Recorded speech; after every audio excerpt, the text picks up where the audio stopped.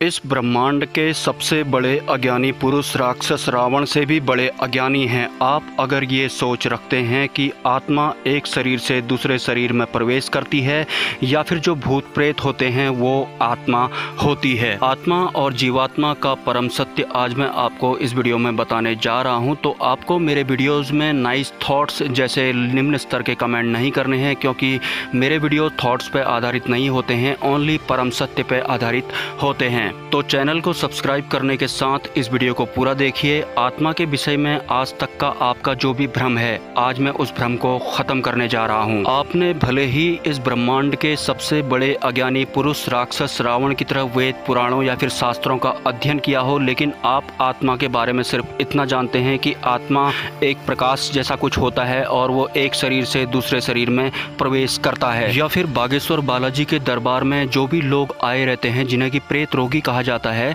वो भूत प्रेत जो होते हैं वो किसी मृत आदमी की आत्मा होती है। तो आत्मा का परम सत्य ये है कि आत्मा कभी भी किसी शरीर से दूसरे शरीर में प्रवेश नहीं करती, और ना ही मृत्यु के बाद कोई आत्मा किसी अन्य शरीर में प्रवेश करती है, ना ही कोई याददाश्त लेकर के किसी अन्य जगह पर जाती है। आत्मा कहीं भी नहीं जाती है। आत्मा सर्वत्र है, सर्वज्ञ है।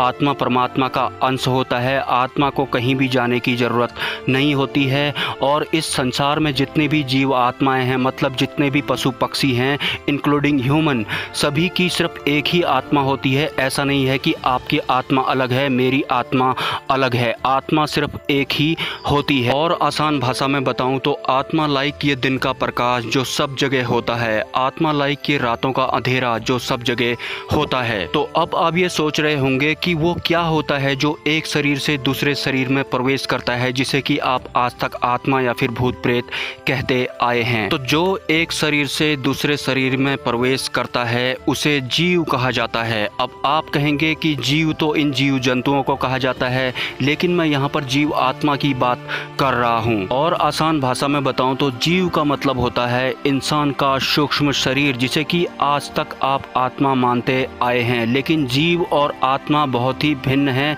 इनका आपस में बिल्कुल भी कोई लेना देना नहीं है। और जिस स्थूल शरीर को आप जीव मानते हैं, जैसे कि इंसानों की बॉडी, वो निर्जीव होती है। इंसानों का जो शरीर होता है, जो स्थूल शरीर होता है, वो निर्जीव होता है। और इसको जीव द्वारा, जिसे कि सूक्ष्म शरीर कहा जाता है, उसके द्वारा इंसान के स्थूल शरीर को संचालित किया जाता है।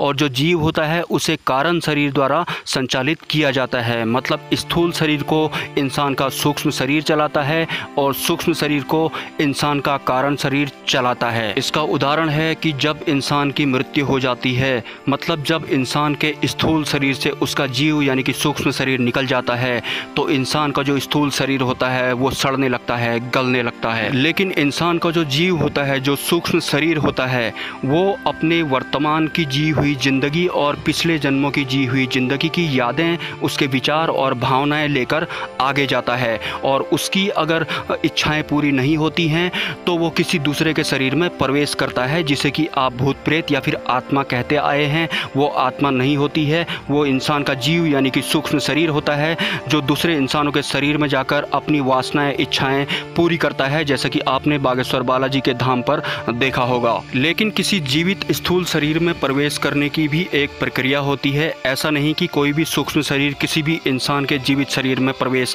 कर जाएगा। जब किसी इंसान की मृत्यु होती है तो उसका जो जीव है एक पर्टिकुलर जगह पे ले जाया जाता है, और वहाँ पर जो उसकी पूंजी होती है, जिसे कि प्रारब्ध कहा जाता है, उसका नया प्रारब्ध भी उसमें जोड़ा जाता है। उस हिसाब से ही उस जीव को यानी कि सूक्ष्म शरीर को गति प्रदान की जाती है। और जो इंसान का जीव होता है उसकी आकृति, उसका चित्र अगर मैं आपको बताना चाहूँ तो वो एक तरह से इंसान की परछाई या फिर कुछ इस तरीके का दिखाई पड़ता है। और इंसान के इस जीव यानी कि सूक्ष्म शरीर को देखने के लिए किसी दूसरे इंसान के पास दिव्य दृष्टि या फिर दूरदृष्टि का होना अनिवार्य होता है। और एक परम सत्य आज मैं आपको इस वीडियो में बताना चाहता हूँ। जब कोई साधक मंत्र जप करता है या किसी ईश्वर की भक्ति करता है तो उसके बाद उसके शरीर में कंपन होने लगता है।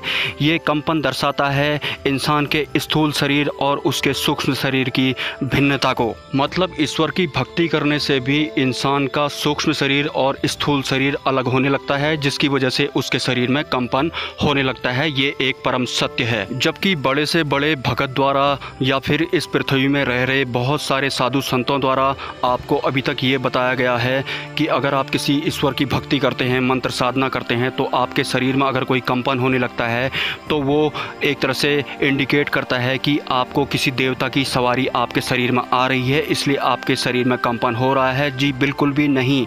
आपका सूक्ष्म शरीर आपके स्थूल शरीर से अलग होता है, इसलिए आपके शरीर में कंपन होता है। और जहाँ तक रही किसी देवी देवता की सवारी आने की, लाइक हनुमान जी की सवारी आने की, तो पहले से ही सभी शक्तियाँ आपके स्थूल शरीर में ना होकर आपके सूक्ष्म शरीर में विराजमान रहती हैं।